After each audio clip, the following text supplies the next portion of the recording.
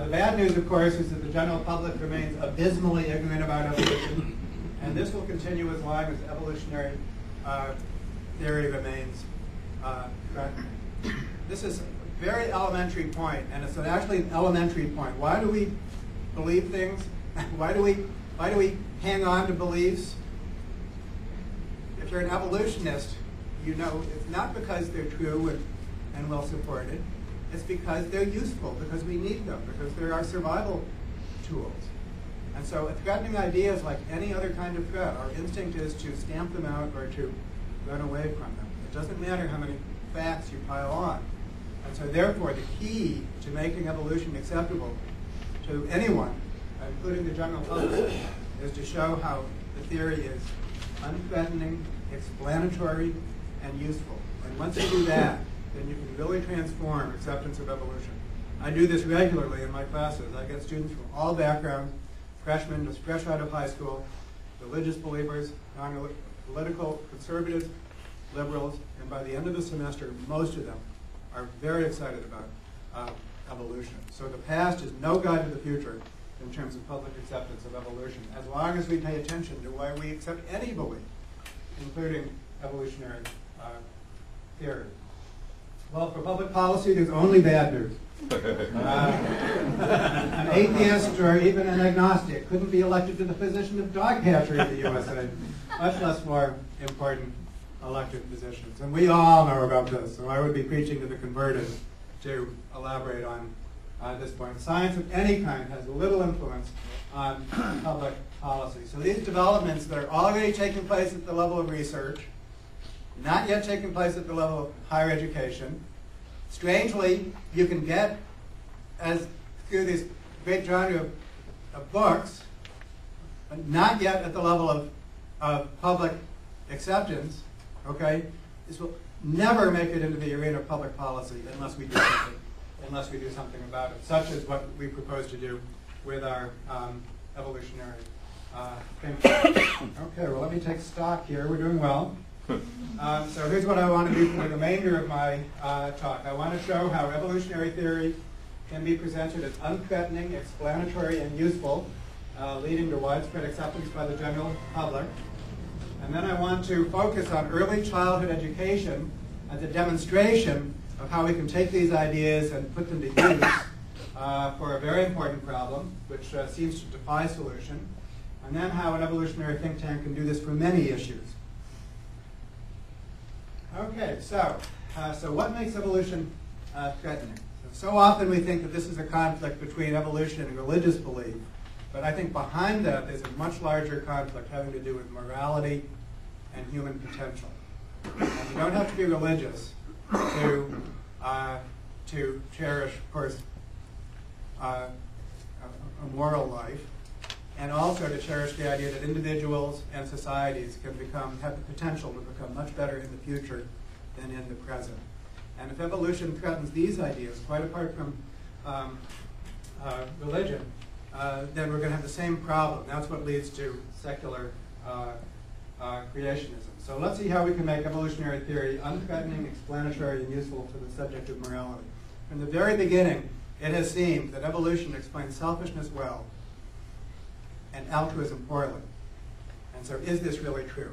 And in my class, when I do this, I do it as an exercise. I'm going to try it out on you, and if you've read my book, then you've read about this in my book. So list the traits that you associate with moral perfection. I asked my class, and I'm going to ask of you. So quickly, give me some traits that you associate with moral perfection. Unselfish. Unselfish? Honesty. Honesty. Giving to others. Giving to others. Unbiased. What's that? Unbiased. Unbiased. Thank you very much for that. Compassion. Caring, compassion. Respect. Respect. Dignity. Dignity. Does anyone disagree with any of these yet? Almost. For many people, self-sacrifice. Self-sacrifice. That sums it all up. Although we could have a good conversation on that. The best groups are ones that work well as groups without requiring self-sacrifice. Tolerant. Okay, so this is very interesting. Simple but profound is a phrase I like. Yes? Believing that there is such a thing as moral perfection. Believing that there is such a thing as moral perfection. And so when I ask, I play this game again and again, audiences of all kinds. I always get the same. That's why I can be confident of what you said. And the first time I did this in my class, one of the religiously devout students in my class shouted out, "Jesus, the exemplar of moral perfection." Yes, indeed, he is. So, what's the traits that you associate with pure evil? My students have fun with this. And? Selfishness. Selfishness?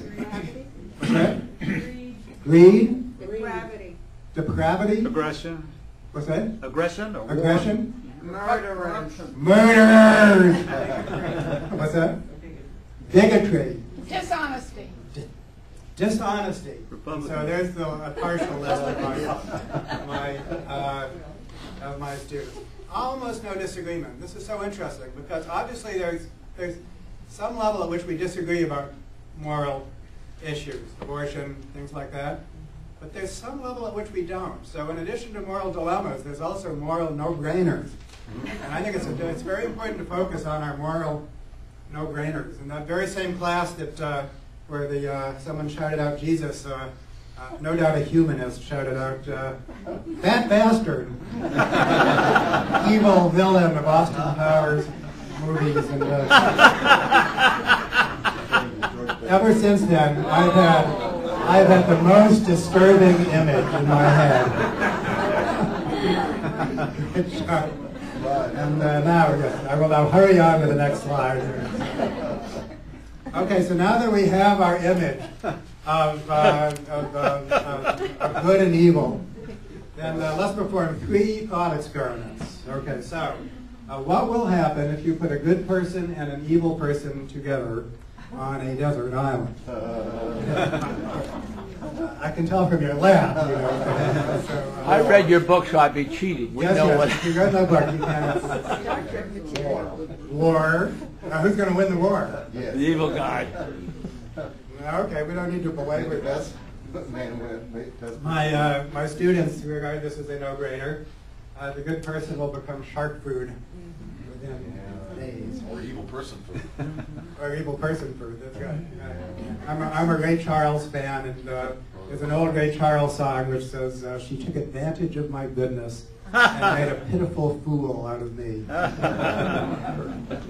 Okay, what would happen if you put a group of good people on one island and a group of evil people on another island? And these islands are far apart. There's no communication between islands.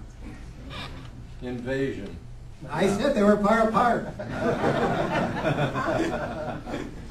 That's the third thought experiment. And they're unaware of the existence of the other?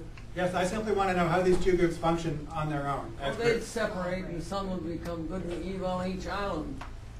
Well, that's a complicated answer, but I'm trying to stick to cartoon answers. So that's actually, that's a very good answer. And I don't want to oversimplify this, of course. I'm trying to make a simple point, but you gave a very good answer. Well, the evil will fight it out amongst themselves all the time, and the good will proceed to advance. That is the answer I'm looking for. Yeah. No, but I mean, I'm looking for it for a good reason. And I mean, and this is a very important point. There is something. Yeah? in terms of being good people, eventually they will discover the island of evil people. They will explore out. They will grow. My theory. Okay.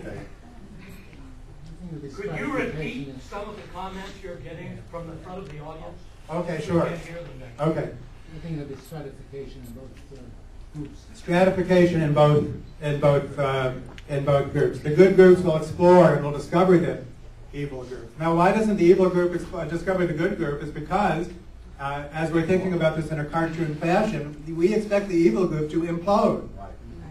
Just imagine a group of fat bastards. I mean, it's not a pretty sight. Even one fat bastard is not a pretty sight. So yes.